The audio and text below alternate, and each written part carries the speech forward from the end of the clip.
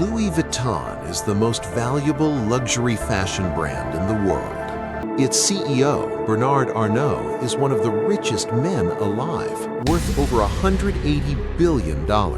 But this global empire didn't begin with wealth or privilege. It began with a teenage runaway, homeless, uneducated, and sleeping in a forest. What followed was one of the most unlikely rags to riches stories in history. A story filled with ruthless ambition, hostile takeovers, billion-dollar lawsuits, and endless controversy.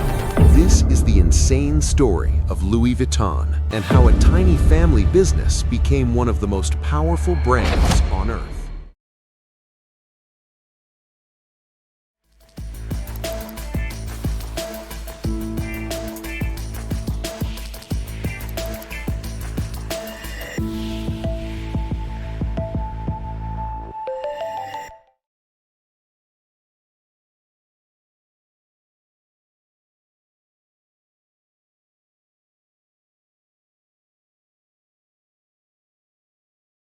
Louis Vuitton was born in 1821 in a tiny, isolated village in rural France.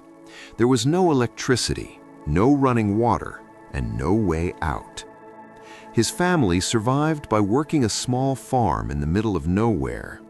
Louis's father, Xavier, was a miller and farmer. His mother, Corinne, made hats just to earn a few extra coins. Even then, it was never enough. There's no evidence Louis ever went to school. The nearest one was miles away, and instead of learning to read or write, Louis spent his childhood working full-time in the fields from dawn until dusk just to help keep his family fed. He was born into poverty so deep that his future already seemed decided. Then, everything collapsed. When Louis was just 10 years old, his mother died. His father quickly remarried, but Louis's new stepmother was harsh, controlling, and constantly at war with him. Their home became unbearable. So at 13 years old, Louis made a decision that would change his life forever. He ran away. In the middle of the night, without money, food, or even a goodbye, Louis slipped out of his home with one goal in mind: Paris. There was just one problem. Paris was over 200 miles away. With nothing but a cloak on his back, Louis walked dirt roads day after day. Most nights he slept in forests with an empty stomach, using trees and barns for shelter. Whenever he reached a village, he worked whatever jobs he could find, hauling, repairing, assisting craftsmen, earning just enough food to survive another day. Housing was never an option, so he kept moving. And without realizing it, Louis was learning. From blacksmiths, stonemasons, tailors, and carpenters, he picked up skills in metal, wood, fabric, and stone. Each odd job added another tool to his hands and another chance at survival. The journey was brutal, slow, unforgiving. It took Louis 3 years to finally reach Paris, but by the time he arrived, he was no longer just a runaway boy. He was something else entirely.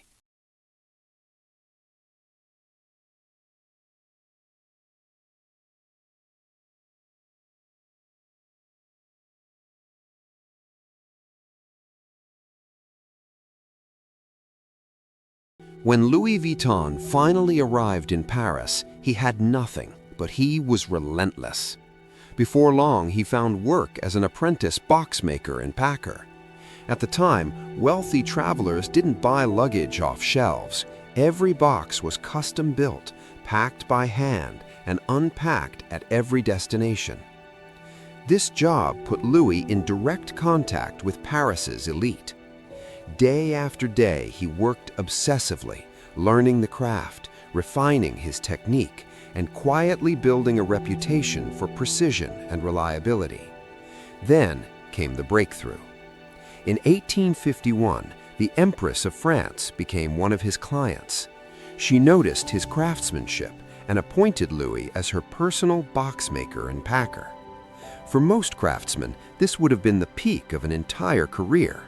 Louis had gone from a homeless runaway to working for royalty. But for him, it wasn't the finish line, it was leverage. After getting married in his early 30s, Louis took everything he had saved and bet on himself. He opened his own box-making workshop in Paris and began selling products under his own name. And almost immediately, he noticed a problem no one else seemed to care about. At the time, luggage was made of leather with rounded tops, designed so rain would roll off. But that design made the boxes impossible to stack. Packers were forced to carry them one by one. Louis saw inefficiency, so he experimented. He abandoned leather and began working with canvas, lighter, stronger, and more water-resistant. This allowed him to design trunks with flat tops, making them stackable, compact, and dramatically easier to transport. It was a simple change, and it revolutionized travel. Louis Vuitton had accidentally created the foundation of modern luggage. Because of his reputation and elite connections, demand exploded the moment his new designs launched. He even created one of the earliest product catalogs, allowing customers to browse designs and order trunks to be delivered directly to their homes. Within just 2 years, Louis Vuitton trunks became a status symbol among the wealthy. Orders poured in from across Europe and even from royalty as far away as Egypt. By the end of the decade, Louis had hired a full team of craftsmen and opened a larger workshop outside Paris, employing over 20 people. And timing couldn't have been better. Trains and steamships were transforming the world. Travel was no longer limited to aristocrats. Suddenly, everyone needed durable, reliable luggage. Louis Vuitton wasn't just riding the wave of change, he was defining it. It looked like he had finally escaped hardship and that success was guaranteed from here on out. But history had other plans. France was heading toward war, and once again, tragedy was about to strike Louis Vuitton.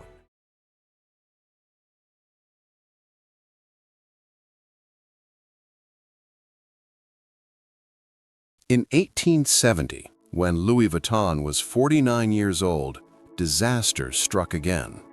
The Franco-Prussian War broke out, and Paris collapsed into chaos. Louis was forced to flee his home and live in overcrowded shelters with thousands of others. Food was scarce, violence was everywhere. For the first time in decades, he feared he might not survive. When the war finally ended and Louis returned to Paris, the damage was devastating. His workshop had been destroyed, windows smashed, equipment stolen, years of work gone. Once again, Louis Vuitton had lost everything. But once again, he refused to quit. Instead of walking away, Louis used his remaining savings to rebuild the business and made a bold decision. If he was starting over, he would come back stronger. The war had left Paris filled with abandoned storefronts. Louis seized the opportunity and opened a new shop in a far wealthier aristocratic district, right beside a railway station and the Grand Hotel. Travelers didn't have to search for luggage anymore. Louis Vuitton was now impossible to miss. Soon after, he introduced a new design, beige canvas trunks with bold stripes. The look was modern, elegant, and instantly recognizable. Customers loved them, and competitors rushed to copy them. But imitation wasn't enough. Louis Vuitton's craftsmanship was so precise, so durable, that customers could tell the difference immediately. Copies flooded the market, but demand for the real thing only grew. For the next 2 decades, Louis continued working in his Paris shop until his death at the age of 70. But the story didn't end with him. The business passed to his son, Georges Vuitton, who had a far bigger ambition, turning Louis Vuitton into a global brand. Under Georges, the company expanded beyond France, opening a major store in London. Success brought a new problem. counterfeits were everywhere. So, in 1896, Georges made a historic move.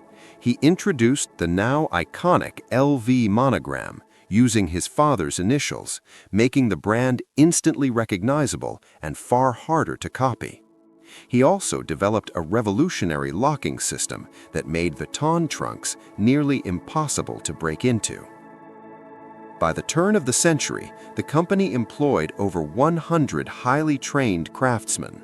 Training was so strict that workers spent years mastering the craft, a standard that still exists today. Then came another turning point. In the 1920s, fashion icon Coco Chanel commissioned a small dome-shaped handbag. Originally designed just for her, the bag, later named the Alma, became a massive success. Louis Vuitton expanded into handbags, creating legendary designs like the Speedy, Keepall, and Noe, helping transform handbags from bulky tools into fashion statements. But once again, history intervened. Georges Vuitton died in 1936, passing the company to his son Gaston Louis Vuitton, just as Europe edged toward another war. When World War II began, Paris fell under Nazi occupation. Orders vanished, factories shut down. The Vuitton business stood on the brink of collapse. To survive, Gaston Louis made a controversial decision. He collaborated with Nazi Germany. For decades, the company avoided discussing this chapter. When author Stephanie Bonvicini investigated Vuitton's archives, she was told records from the war years had been destroyed. But further research revealed the truth. While many fashion houses shut down after refusing to cooperate with the Nazis, Louis Vuitton operated a luxurious storefront inside the Hôtel du Parc, serving high-ranking officials throughout the occupation. It remains one of the darkest chapters in the brand's history. Supporters argue Gaston Louis did what was necessary to keep the company alive, just as other designers, including Coco Chanel, made similar choices. Critics argue moral cost came at the price. Either way, one thing is undeniable. If Louis Vuitton hadn't survived the war, the brand might not exist today. And what came next would be even more ruthless.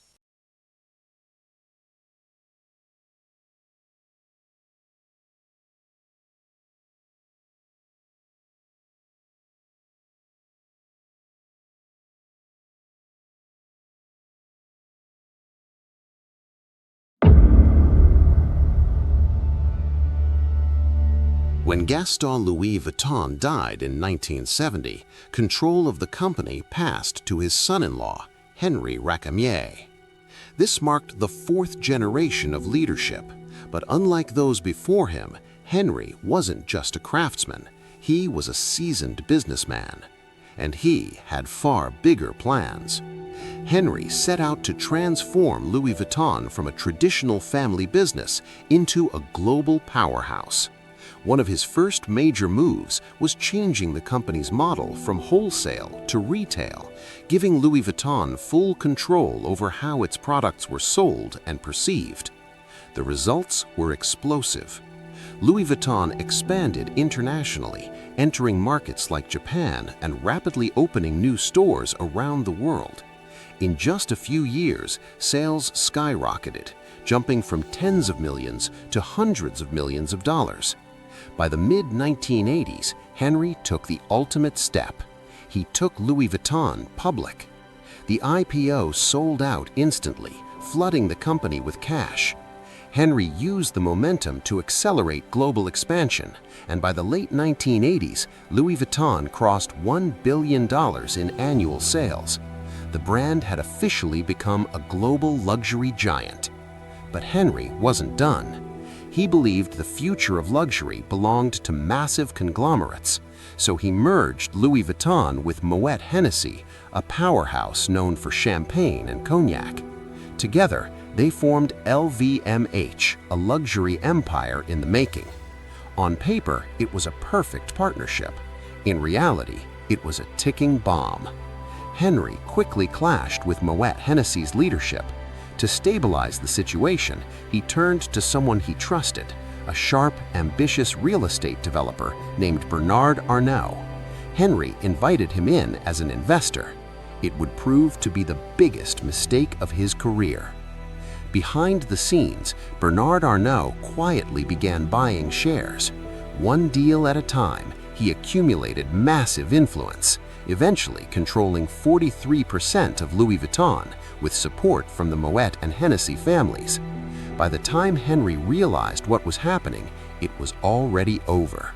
Feeling betrayed, Henry took Arnault to court, demanding his power back, but the courts ruled in Arnault's favor. Defeated and furious, Henry walked away. For the first time in nearly a century, no member of the Vuitton family was involved in the company. Bernard Arnault had pulled off one of the most ruthless hostile takeovers in luxury history. But the victory came at a cost. Public perception of Louis Vuitton suffered, sales declined, media attention faded. For a brief moment, it looked like Arnault might have overplayed his hand. Then he made his move. To reignite interest, Louis Vuitton launched bold collaborations with high-profile designers during its centennial celebrations. Designers like Vivienne Westwood and Isaac Mizrahi reimagined the iconic LV monogram in ways the world had never seen. The strategy worked. Demand surged. The brand felt fresh again. Louis Vuitton was back, and Bernard Arnault's gamble paid off massively. He rose to become CEO of LVMH, overseeing an empire that now controls over 70 luxury brands through relentless acquisitions and mergers. His fortune ballooned into the hundreds of billions, frequently placing him among the richest people on earth. Unlike other billionaires, Arnault avoids the spotlight. He rarely gives interviews. He lets the brands speak for him. Inside the industry, he's known by another name, the Wolf in Cashmere. And the empire he controls, the most powerful luxury group in the world, can trace its origins back to one unlikely place: a broke, homeless teenager sleeping in the woods.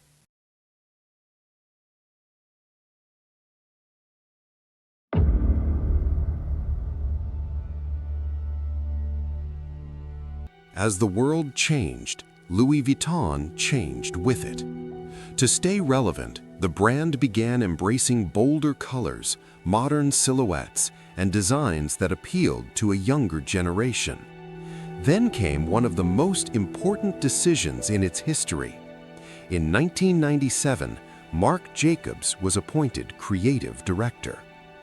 For the first time, Louis Vuitton launched a ready-to-wear clothing line. Jacobs also introduced the monogram Vernis handbags and expanded the brand into watches, jewelry, and sunglasses, pushing Louis Vuitton far beyond luggage. The move reshaped the brand. Luxury was no longer just about travel trunks, it was about lifestyle. Eventually, Marc Jacobs left to build his own fashion empire, but by then, Louis Vuitton had fully cemented itself as a modern fashion house. Of course, success brought constant conflict. Louis Vuitton became fiercely protective of its image, employing massive legal teams to hunt down counterfeiters and copyright violations. The brand has sued countless individuals and companies, even taking Google to court over ads that led users to fake bags. Google ultimately won, arguing it couldn't control what users uploaded online. But the message was clear: Louis Vuitton does not tolerate imitation. Ironically, one of the brand's most profitable moments came from a former enemy. For years, Louis Vuitton had accused Supreme of copying its logo. Then the company realized something important: collaboration was more powerful than confrontation. When Louis Vuitton partnered with Supreme, the collection shattered expectations. It introduced the brand to an entirely new demographic and instantly became legendary. Some of the items now resell for staggering prices. A Louis Vuitton X Supreme leather trunk can sell for over $125,000. Even a hoodie can fetch thousands. Despite all of this, counterfeiting remains a massive problem. Louis Vuitton estimates it loses hundreds of millions of dollars every year to fake products, a battle that has existed since the company's earliest days. And yet, after more than a century and a half, the brand shows no signs of slowing down. Louis Vuitton remains one of the most recognizable names on the planet, a staple among celebrities, athletes, and cultural icons. With hundreds of stores across the globe, the brand is present in nearly every major city. Today, Louis Vuitton stands as the most valuable fashion brand in the world, valued at tens of billions of dollars, all built on an idea that began with a teenage runaway, sleeping in the woods with nothing but ambition. So the question isn't whether Louis Vuitton is expensive. The question is whether you're paying for leather or for one of the most powerful stories ever told in fashion. Let me know what you think. Is Louis Vuitton overpriced hype or earned legacy?